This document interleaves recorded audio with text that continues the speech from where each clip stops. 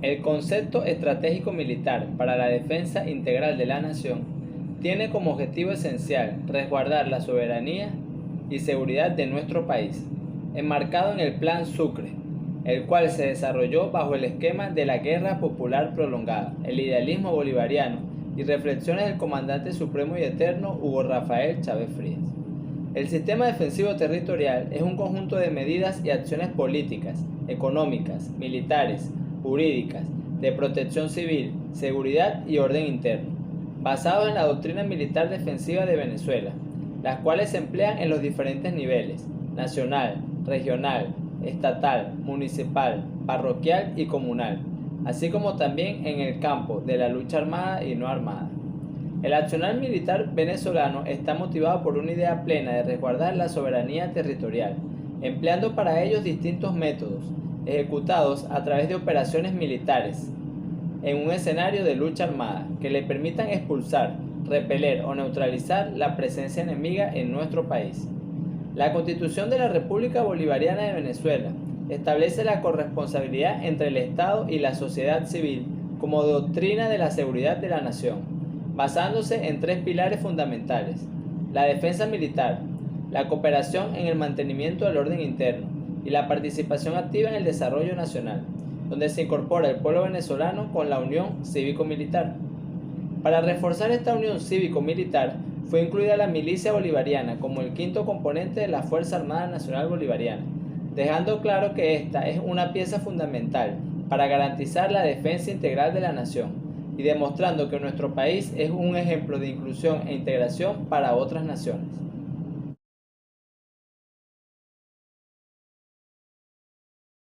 El Comando Estratégico Operacional es reconocido como el máximo órgano encargado de planificar, dirigir, controlar, organizar y ejecutar las operaciones estratégicas y tácticas que se efectuarán en el territorio venezolano, espacio geográfico y aeroespacial, en conjunto con la Fuerza Armada Nacional Bolivariana, y la consolidación de la Unión Cívico-Militar en conformidad con los acuerdos y tratados suscritos en el derecho internacional y en la Ley Constitucional de la República Bolivariana de Venezuela, con el fin último de garantizar la seguridad, independencia y soberanía de la nación. El sistema defensivo territorial es un conjunto de medidas y acciones políticas, económicas, militares, jurídicas, bolivarianas, de protección civil, de seguridad y orden interno, así como también de ámbito ambiental y diplomáticos, basados en la doctrina militar de la defensa de Venezuela, las cuales se emplean desde el tiempo de paz hasta situaciones críticas, en los diferentes niveles: nacional, regional, estatal, municipal, parroquial y comunal, así como también en el campo de lucha armada y no armada. La lucha armada es la forma principal de lucha de guerra, en la que participan la Fuerza Armada Nacional Bolivariana, los grupos combatientes y los órganos de seguridad ciudadana. Consiste en el empleo organizado de las Fuerzas Armadas en una serie de operaciones militares conjuntas de diversa magnitud para lograr los objetivos políticos de la guerra. Tras la entrada de la Ley Orgánica de la Fuerza Armada Nacional Bolivariana en el año 2009, el sistema defensivo se organizó para librar con mayor integridad las operaciones militares conjuntas. En estas se crean 5 regiones, las cuales son las Regiones Estratégicas de Defensa Integral, REDI, Zonas Operativas de Defensa Integral, ZODI, Área de Defensa Integral, ADI, y Sectores de Defensa Integral, SEDI.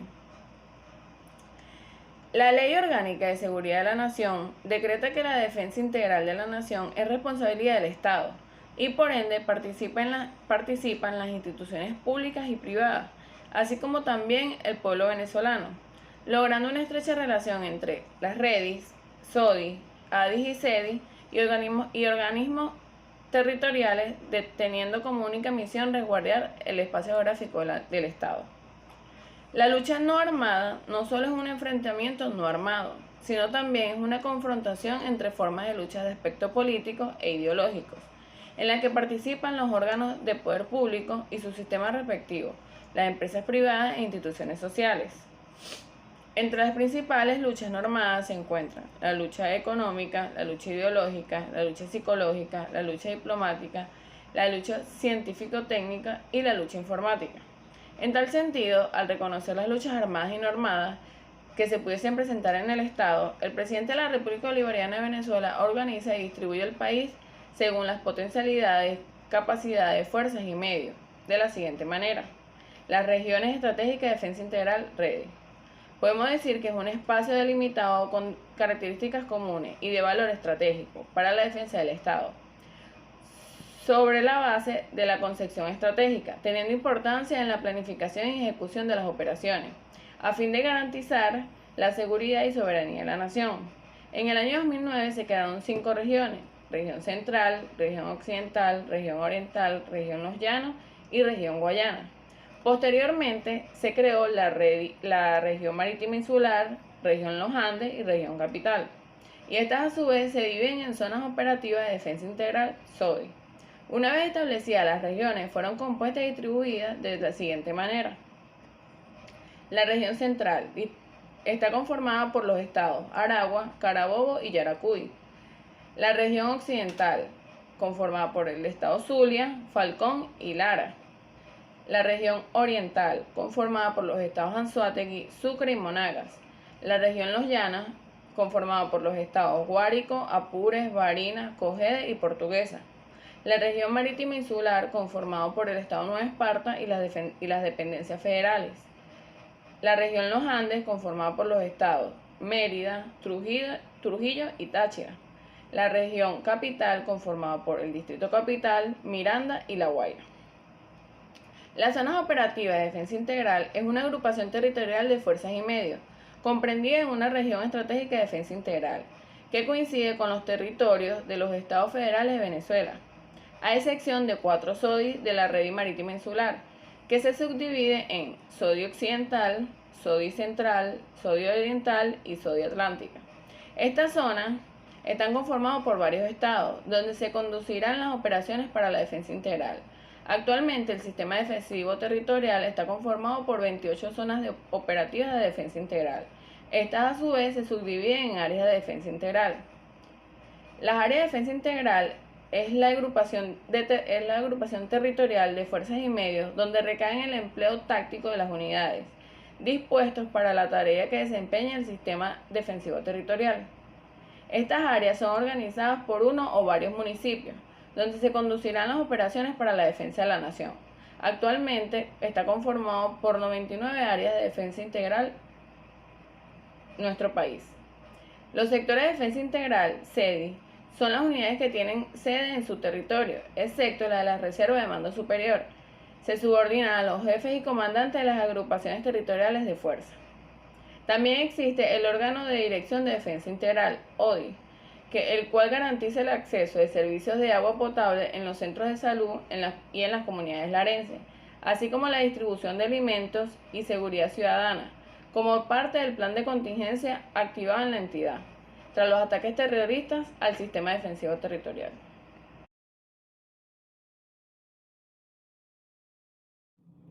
Al referirnos a los métodos de lucha, primero identificamos que ésta siempre va a venir dirigida a través del sistema defensivo territorial,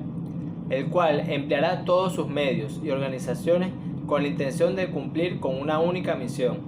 la cual es garantizar la defensa integral de la nación. Las dos grandes estructuras en las que se marca cualquier conflicto es el de la lucha armada y la lucha no armada. La lucha armada se va a organizar en operaciones militares de distintos tipos, las cuales van a depender del objetivo de la misma, participantes, área que abarca y duración, pero con un mismo fin último: garantizar la supervivencia del Estado-Nación. Este método de lucha se extiende a toda la población, siempre y cuando exista un entrenamiento previo que les permita ser útiles a la hora del conflicto. El entrenamiento de cada combatiente es algo de suma importancia, buscando que éste sea un especialista en su área, para que contribuya de manera específica a la hora de cualquier tipo de operación militar. De igual forma, el equipamiento de los mismos es la herramienta necesaria que tendrán estos en el cumplimiento de las misiones, siempre considerando los medios necesarios y la situación bajo la cual se encuentra el país durante el conflicto. En la actualidad, los conflictos armados tienen dos objetivos principales. El primero se basa en establecer una posición geopolítica que le permita tomar decisiones que repercutan a nivel mundial y den la posibilidad de ser una referencia necesaria en el desenvolvimiento de cualquier actividad. El otro sería más enfocado en el sector económico, dirigido a la explotación y empleo de recursos, para satisfacer necesidades propias y llevar a cabo proyectos que garanticen su hegemonía en el ámbito internacional. Históricamente, la política ha sido la columna vertebral sobre la cual se desarrollan las guerras, determinando sus objetivos estratégicos, con la firme intención de emplear las mismas para llevar a cabo objetivos particulares de los dirigentes políticos de las diferentes naciones, determinando de esta forma su evolución y adaptación a las situaciones que se puedan ir desarrollando en el transcurso de la misma.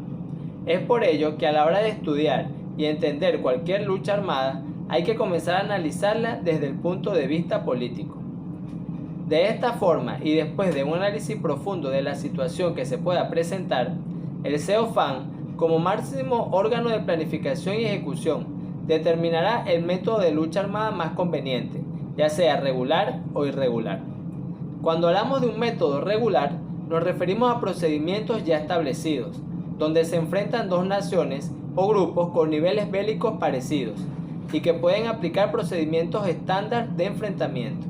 como por ejemplo el empleo de submarinos como arma necesaria y prioritaria dentro de cualquier conflicto, que tiene la capacidad de colocar la balanza del lado del beligrante que la emplee de manera más adecuada y eficaz.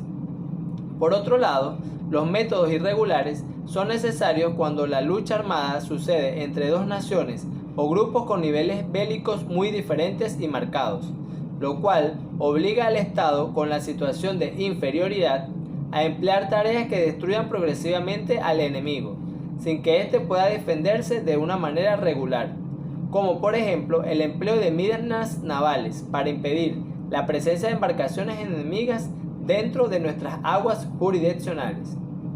El Estado venezolano, para garantizar la defensa integral de la nación, tiene que prepararse para ambos escenarios, donde tenga que aplicar métodos regulares o irregulares, de acuerdo al origen de la amenaza,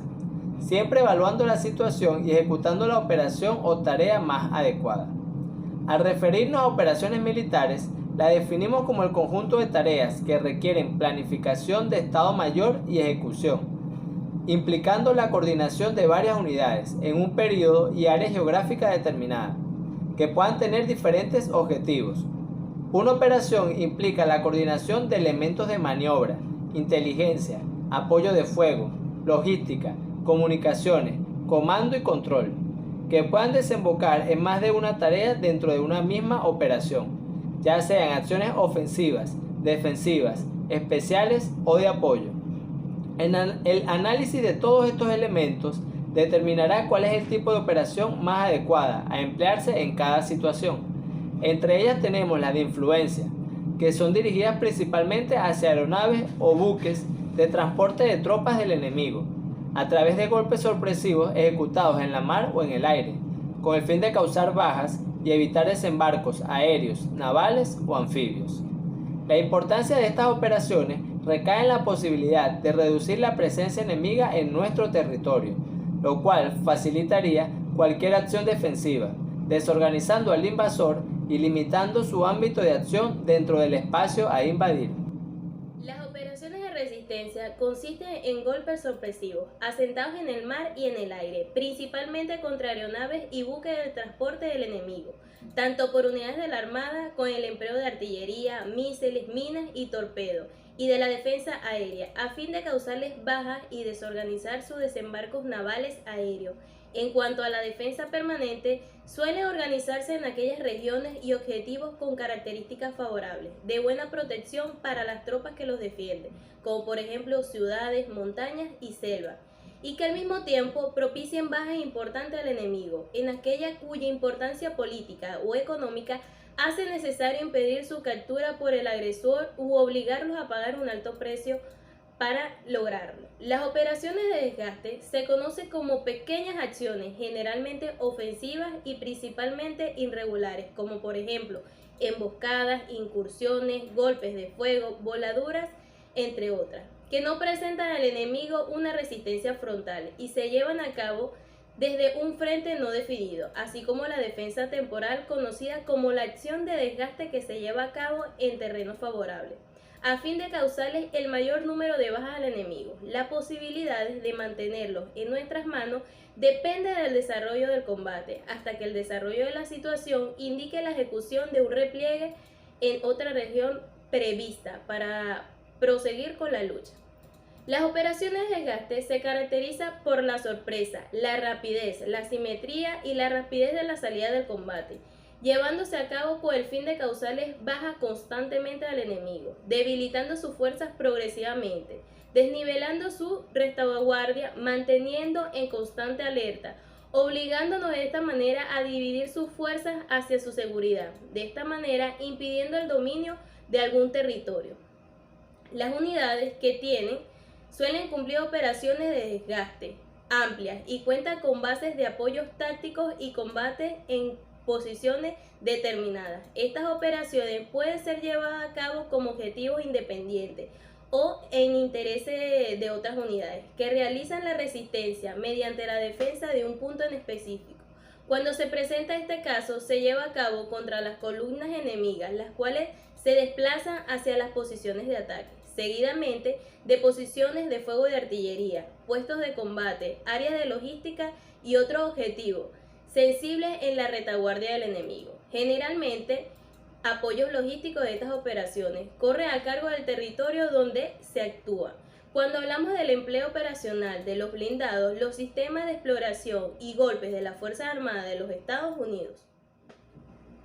unidos a la letalidad de sus medios anticarros, no aconseja llevar a cabo grandes marchas o maniobras ni emplear masivamente los tanques y otros vehículos blindados como fuerzas de golpe en misiones ofensivas de gran proporción, donde quedan expuestos durante un tiempo considerable a las acciones de esos medios. Durante la invasión de las fuerzas enemigas, las unidades blindadas constituyen la principal fuerza de golpe para la aniquilación del enemigo, penetrando la defensa inmediata por medio de contraataque.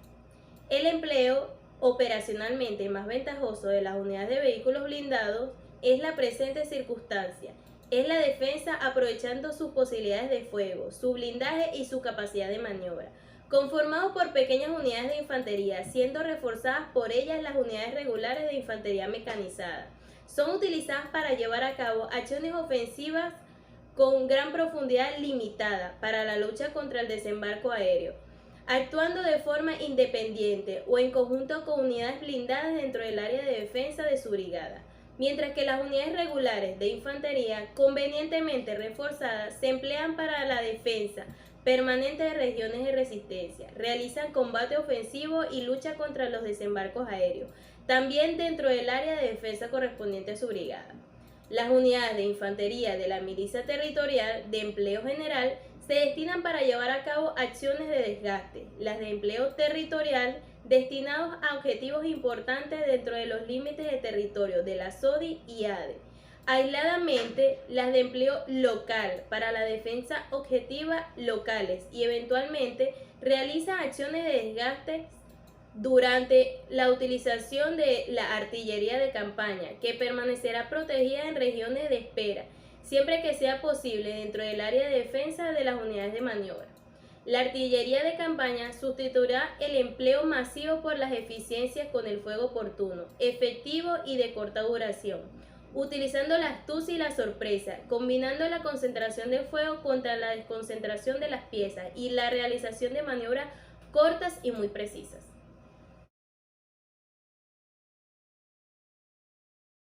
Desde el inicio de nuestra historia, el pueblo venezolano ha demostrado tener una responsabilidad arraigada de manera natural, espontánea, en las decisiones que determinarán el curso de su historia. Podemos observar esto en el movimiento de resistencia indígena, en contraposición a la colonización española, donde nuestros líderes indígenas, caciques, lucharon ferozmente por oponerse a la opresión y a la toma de sus tierras. Sin embargo, el desarrollo armamentista pudo imponerse y nos despojaron de nuestro oro, nuestros recursos extraíbles como las piedras preciosas, las perlas, la plata, entre otros, que le darían la rentabilidad y la sustentabilidad a las familias reales con sus intereses y a las diversas guerras.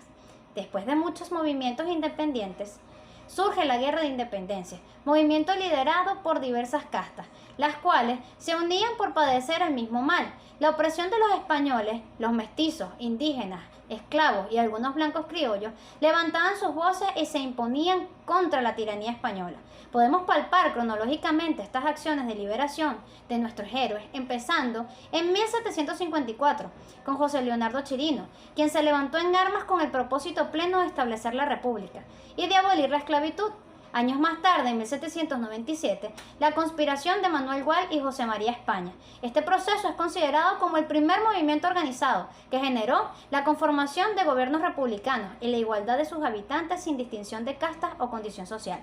El concepto de milicia es adoptado por Venezuela desde sus inicios, denominadas milicias disciplinadas. En este mismo año, el libertador Simón Bolívar se inició como cadete en la 6ª Compañía de Batallón de Milicias Disciplinadas de Blancos de los Valles de Aragua. El 15 de marzo de 1821 se crean las milicias regionales y es el 2 de octubre de 1830 que se crea la Milicia Nacional de Venezuela, donde todos los venezolanos que oscilan entre 18 a 40 años debían servir en ella.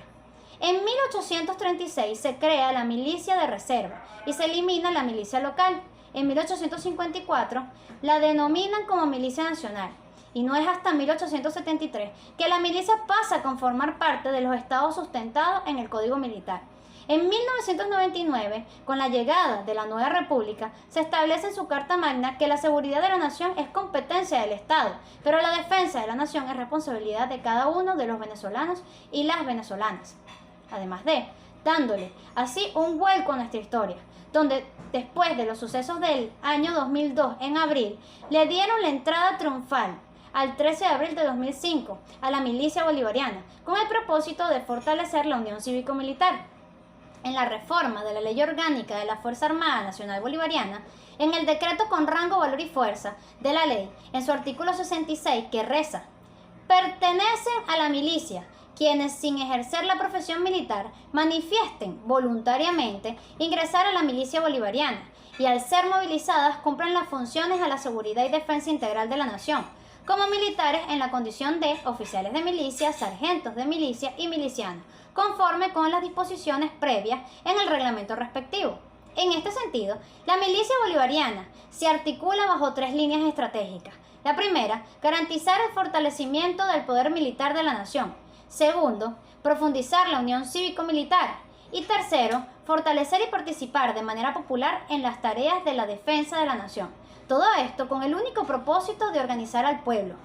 para la defensa del país, bajo un escenario estratégico defensivo de la guerra popular prolongada, donde se busca destacar la lucha de masas, teniendo como ejemplo la historia de nuestra nación a través de sus diferentes movimientos independentistas. En un escenario donde el enemigo sea superior numéricamente en recursos humanos, material de guerra, desarrollo en tecnología y armamento, es imperante aplicar y practicar el uso de la creatividad y flexibilidad. Todo esto con el único objetivo de minimizar la cantidad de información que pueda llegar a las manos del oponente, disminuyendo las posibilidades de predecir nuestros movimientos estratégicos. Es por ello que nuestra milicia bolivariana se organiza en 2 componentes. Primero, la milicia territorial, que está conformada por todos los ciudadanos y ciudadanas de manera voluntaria, donde cumplen misiones de apoyo a las operaciones contra desastres, calamidades y mantenimiento al orden interno, donde se establece un límite en la cantidad de integrantes con la finalidad de organizar las unidades combinando la flexibilidad y exigencia, partiendo de las características del territorio, el índice poblacional, en conjunto con el nivel de compromiso, vocación revolucionaria y el conocimiento que se maneje de las acciones del enemigo, no dejando de lado la estructura de comando que se requiere como una unidad de combate. La milicia territorial se divide en 2 grandes grupos: las unidades de milicia territorial y las formaciones especiales. El primero se organiza para llevar a cabo la lucha armada y el segundo se organiza en empresas de Estado y privadas que tienen responsabilidades en tiempos de paz, comunas, a las que se pueden cumplir en apoyo de servicio de combate en intereses de la lucha armada. En segundo lugar, los cuerpos combatientes, los cuales están conformados por ciudadanos y ciudadanas que laboran en los órganos, entes y misiones de la administración pública y en diversas instituciones privadas que quieran participar de manera voluntaria bajo la corresponsabilidad del Estado y el pueblo, con la misión de garantizar la continuidad operativa y administrativa de las diferentes instituciones privadas y públicas, con el propósito de completar a la Fuerza Armada Nacional Bolivariana en la seguridad, en la defensa y en el desarrollo integral de la nación. Todos estos esfuerzos están destinados a garantizar una flexibilidad limitada, con una estructura con la disciplina que toda organización militar requiere para el cumplimiento de la misión, donde se garantice las exigencias estratégicas, tales como lo son el carácter territorial, el carácter defensivo y el carácter popular. En tal sentido, podemos determinar que la milicia coordina la capacitación de la milicia territorial y los combatientes individuales, aparte de los cuerpos combatientes. Coordina y desarrolla acciones para lograr la participación de los órganos del Estado en el entrenamiento de la milicia territorial y los cuerpos combatientes. Establece las políticas para garantizar la inscripción y actualización del registro militar. Apoya las actividades de incorporación de los reservistas a las unidades y a la Fuerza Armada Nacional Bolivariana. Apoya además a las juntas de conscripción y alistamiento militar en su trabajo de llamamiento a todas las ciudadanas y ciudadanos, además de incrementar un plan constitucional y comunicacional para incorporar al pueblo a la defensa integral de la nación. El Estado venezolano, en conjunción con todos y todas las venezolanas, están directamente obligados a garantizar el desarrollo integral de la nación y defender su soberanía. Esto está tipificado en el artículo 325 de la Constitución de la República Bolivariana de Venezuela, que textualmente reza: la seguridad de la nación se fundamenta en la corresponsabilidad entre el Estado y la sociedad civil, para dar cumplimiento a los principios de independencia, democracia, igualdad, paz, libertad, justicia, solidaridad, promoción y conservación ambiental, afirmación de los derechos humanos.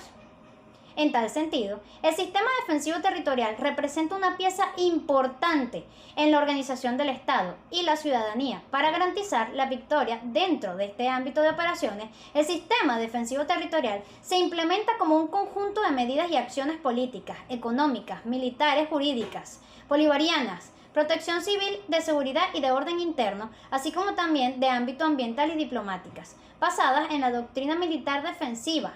de Venezuela, las cuales se emplean desde el tiempo de paz hasta en situaciones críticas, en los diferentes niveles: nacional, regional, estatal, municipal, parroquial y comunal, así como también en el campo de lucha armada y no armada. Para lograr estos objetivos se emplean todos los recursos y materiales que ejercen la Fuerza Armada Nacional Bolivariana, articulada como apoyo a la milicia bolivariana, donde como componente especial apoya a la Fuerza Armada Nacional Bolivariana en la puesta a cabo de todos y cada uno de los objetivos que se implemente. Todo esto en función del bienestar del Estado-Nación. Nuestra patria, Venezuela, es solo una porción de territorio, pero en esencia representa toda la energía, estrategia, gentilicio histórico, fraguado en las batallas para lograr nuestra libertad, la sangre de nuestros líderes patriotas, la sangre de nuestros líderes políticos, sueños y expectativas de lograr la patria totalmente libre, totalmente independiente, como lo soñó nuestro comandante eterno y líder de la Revolución Bolivariana de Venezuela, Hugo Rafael Chávez Frías.